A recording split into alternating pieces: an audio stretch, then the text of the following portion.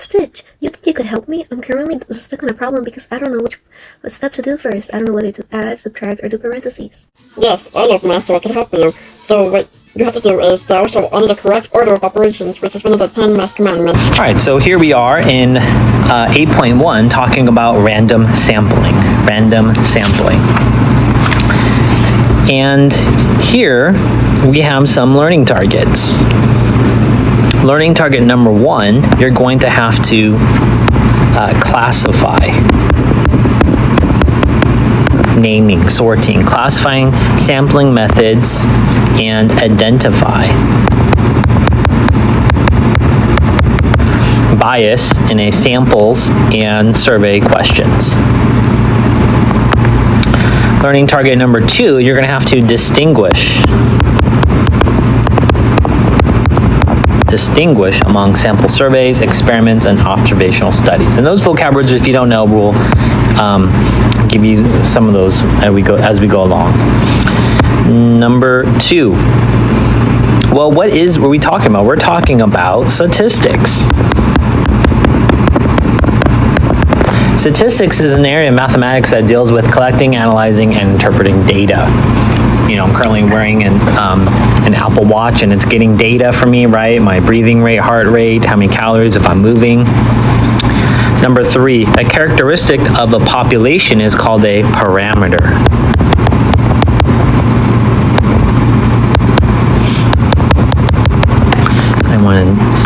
So population is basically everyone, all of them. And here's a way to remember, population starts with a P, and so does parameter.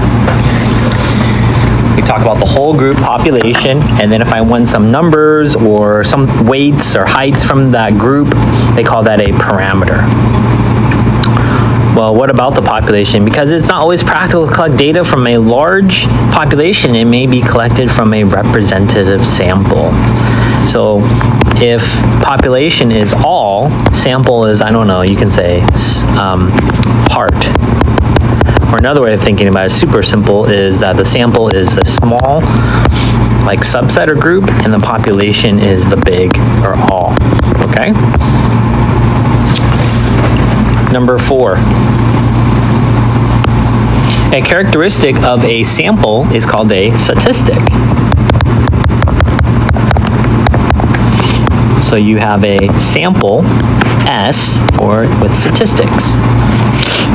So for example, everyone at Savannah, that is my population, and then my sample is maybe just room 902. I can't ask everybody, so I only have time to run into my own classroom, and I ask them, how many times have you drink water this morning?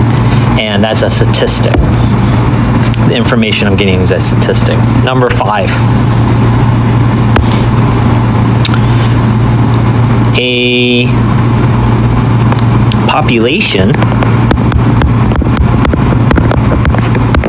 so the whole group consists of all the members of a group of interest.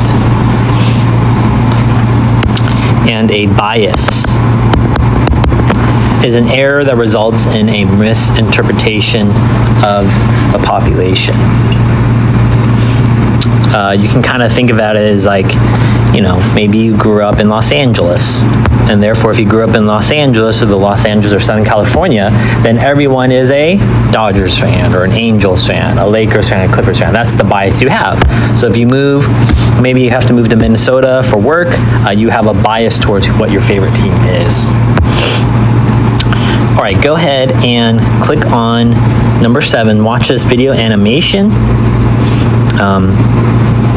And then it'll help you fill in the terms and definitions.